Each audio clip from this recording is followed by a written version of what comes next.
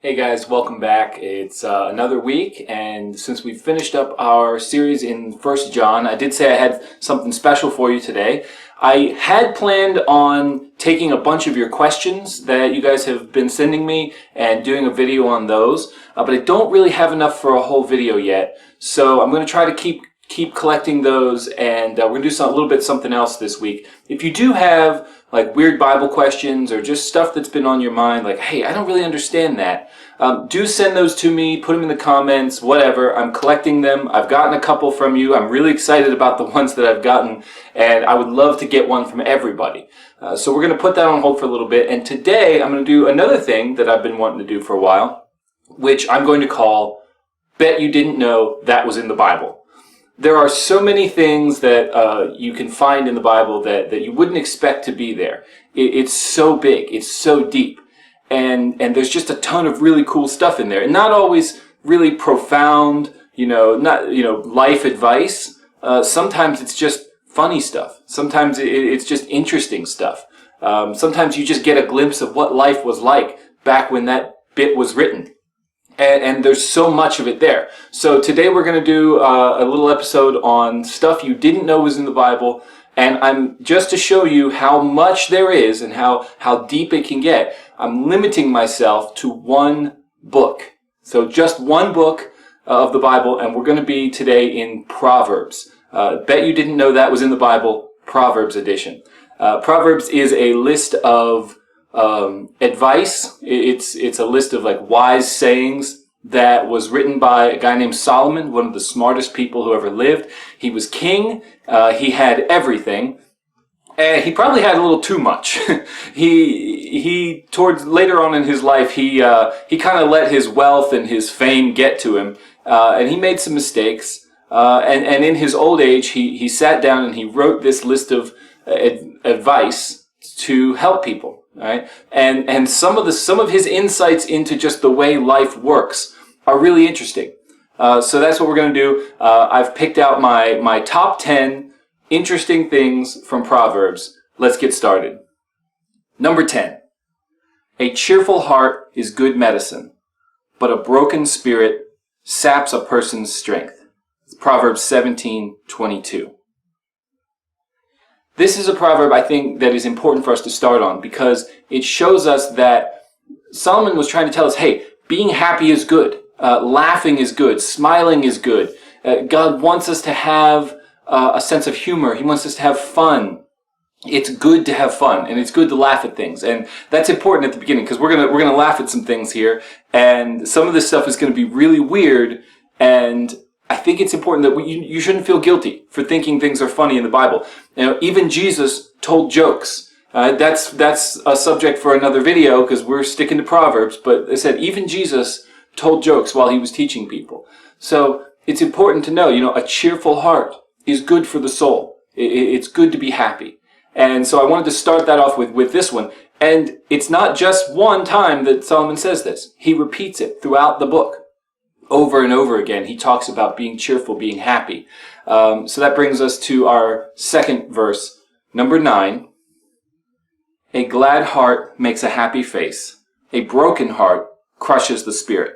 Proverbs 15:13. So again, he says, if you are glad, if you are happy, it's going to lift you up. Happy people tend to keep on being happy. And this is important. He wants us to have a good life. He wants us to be happy. He wants us to enjoy our life and to celebrate it. So here we have things to enjoy. You wouldn't think that would be in the Bible. You would think that the Bible would say like, oh, you have to be super serious, and you have to always be thinking about God and always be doing the right thing. And sometimes the Bible says, hey, be happy, have a laugh, tell a joke, right? An appropriate joke, certainly, but it's okay. It's okay to relax, right? So keep on with that theme. Solomon, when he was in his old age, he looks back over his life and he's thinking about all the things that he's had trouble with. And one of the biggest things is number 8. It is better to live alone in the corner of an attic than with a quarrelsome wife in a lovely home. Proverbs 21:9. This one's good. You kind of picture this guy. He's up in the corner of his attic, like with a little desk or something, and he's just having his own little alone time. He's working on a hobby or something, and he's got this big, lovely home, and he doesn't want to be in it. And he doesn't want to be in it because he's always fighting with his wife. Solomon actually has a lot to say about fighting and arguing with your spouse, with the people you're closest to, and kind of how useless it is. And I think this one, even though he talks about a wife, this one's really more for the guys, right? You're not going to be happy if you're always fighting. You're not going to be happy if you can't figure out how to make peace. So he looks back, and Solomon, if you didn't know, he's king, he's super rich, he's really smart. He ends up marrying a lot of women in the course of his life, like hundreds of women. And so he doesn't really have any good, strong relationships. He's not doing it right. He's got a whole bunch of wives, and probably he's fighting with a lot of them. So he looks back over it and he says, hey, my bad. That was a mistake. I was miserable. Don't do that. Number 7. Gray hair is a crown of glory. It is gained by living a godly life. Proverbs 16:31. Now this one has become a little bit more special to me since I started to get mine. But it's a reminder that people who are older than us, they've been through a lot. They've been through more. They've seen more. And maybe some of those experiences aren't relevant for today's life. Things change quickly. We're probably in the first generation, or at least the first century, where the oldest people in the room aren't necessarily automatically the most knowledgeable. It used to be that whoever had lived longer knew the most, because that was the way things worked. Nowadays we have the internet, we have more communication than ever before. But as far as life experience goes, people who are older than us, they've been through something valuable, and we should respect that. We should look to learn from people who have maybe been in situations that we've been through. I'm never going to let my daughter forget this. I started getting my first gray hair the month she was born. And it really marked a change in my life. That, okay, I'm an adult now. I've got responsibilities. I've got stuff I got to take care of. And, things are going to be different now. And they have been. But it's been great. And people who are older than us, the things that they've been through, they can share, they can help us. It's always nice to be going through a tough time and have somebody there who says, hey, I've been there. I know what that's like. I can help. All right? And that brings us to the next one. Number 6. As a dog returns to its vomit, so a fool repeats his foolishness. Proverbs 26:11. This one's just gross. I think it's really weird that he made this comparison, that if you just keep going back to the same dumb idea, that it's kind of like after a dog vomits and it goes back and eats it up. It's gross. But there's no value in it. There's no value in going back and to something that didn't go well the first time. It was dumb. You shouldn't have done it. Definitely don't do it again. But we do. It's kind of human nature. We go back to the same stupid ideas, and we go back to the same foolishness over and over again. And Solomon knew that. He probably had done it a couple of times himself. And so I think he wants to sort of shock us into seeing how gross it is, how dumb it is. And he's like, hey, don't do that. That's ridiculous. All right, next one. Number 5. The lazy person claims, there's a lion out there. If I go outside, I might be killed. Proverbs 22:13. Now this is, you can just picture this, right? Somebody's inside, they're laying in bed or they're on the couch, and it's time to get up and go to work. It's time to go outside and do something out in the yard. It's hot out. I don't want to get up. I don't want to do anything. I just want to lay around all day. Well, hey, there might be a lion out there, so I can't go outside. I might die, right? Just dumb excuses, right? Learn to recognize dumb excuses, both when other people give them, but also when you think of them yourself. When you think of an excuse not to do something productive, learn to recognize the dumb excuses that sound like just some lazy person saying, I can't go outside, there might be a lion out there that will kill me, right? This was not, you might think this would be a huge concern for people living in a time. Really wasn't. This is just a dumb excuse. for somebody who wants to argue that they can't do the work today because they don't want to. All right, next one. Number 4. Alcohol is for the dying. Proverbs 31:6. Now, there's a lot more to it than that.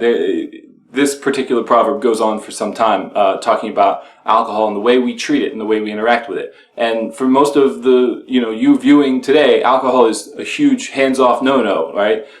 There are laws and rules about the age you have to be in order to buy or use it. It's not healthy. It's not good for you. And Solomon says, hey, it's really just, it's really associated with death and misery. He goes on for a while and just compares the abuse of alcohol to just a bad life. And he says it's like you're dying, right? It's like you've got nothing to live for. And so that was an interesting take. Next one. Number 3. A beautiful woman who lacks discretion is like a gold ring in a pig's snout. Proverbs 11:22. All right, this is the one other one that I put in where Solomon talks about, and he's kind of talking about women, but he's not just talking about women. All right, he uses this picture of a beautiful woman because it's easy for us to kind of imagine, it's easy for us to understand. But in general, this is for guys and girls. In general, like you cannot be beautiful with a nasty attitude. Right? You cannot be bright and shiny and light if your heart is dark. If you've got this bad attitude, if you're grumpy all the time, you're not going to carry yourself with a good posture. You're not going to seem like a attractive person to people who see you. People aren't going to want to spend time around you if you're always miserable. And he says, having outward beauty, if your attitude is miserable, is pretty much like putting a gold ring on a pig. It's not doing much. There's not a whole lot going on there. You think, oh, it's gold. Okay, still a pig. So there you go. Next one. Number 2. A fool shows his annoyance at once, but a prudent man overlooks an insult. Proverbs 12:16. Now these last two, number 2 and number 1, are proverbs that I've put in there not because they're particularly funny, but because I think they're just really, really true.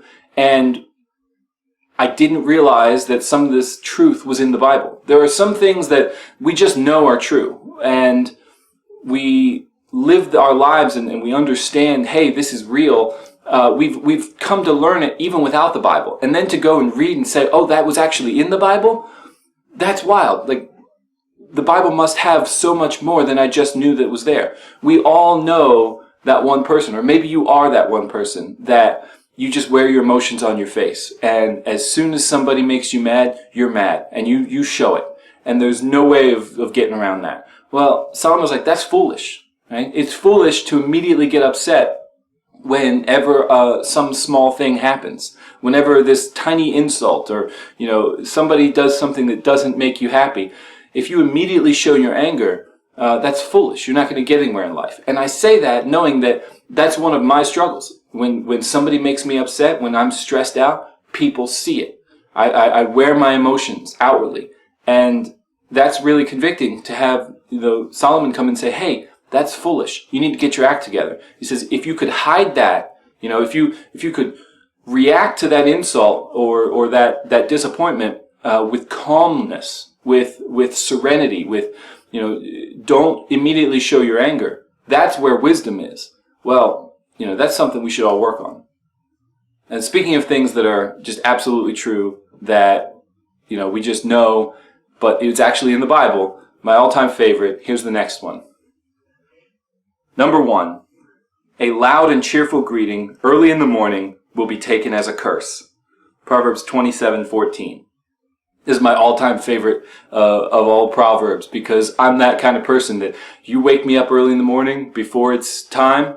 It doesn't matter how cheerful you are, right? We've all been there. Somebody wakes you up, it's too early, or even worse, it's like 3 minutes before your alarm's supposed to come off, and it doesn't matter. They good morning, rise and shine, God bless you. It doesn't matter what they say. It doesn't matter if it's a blessing because when you hear it, you hear them cursing at you. That's the way you're going to hear it. That's the way you're going to take it. Like, oh, why would you wake me up so early? Don't do that. It doesn't matter what they say. And if you're the kind of person who gets up early and wakes other people up, it doesn't matter what you say. It's going to sound like cursing to the person that you just woke up. And that's something that I think that we all just know. We all knew that was true, but it's in the Bible. It's something that Solomon wrote. It's one of his Proverbs. And just knowing that kind of stuff that is universally true, it comes from the Bible or it's in the Bible, that's just really neat for me. The Bible is full of things that we just kind of didn't know were in there. We just know them. We've been taught these things are true, or we've experienced them for ourselves, but we just didn't realize they were in the Bible. And the more you get into it, the cooler it gets. So maybe you have some experience with that. If you have a verse that you've read that you say, hey, I didn't realize that was in the Bible. That's really cool. Put it in the comments below or send me a message. Let me know. I would love to do like a part 2 of this. I definitely want to get to that joke that Jesus told and show you guys this other stuff that's I think is just really neat and interesting. We're not going to do that next week. We're going to kind of put that on hold and maybe make like a intermittent series out of this sort of thing, just seeing the neat things. Otherwise, until next time, have a great day.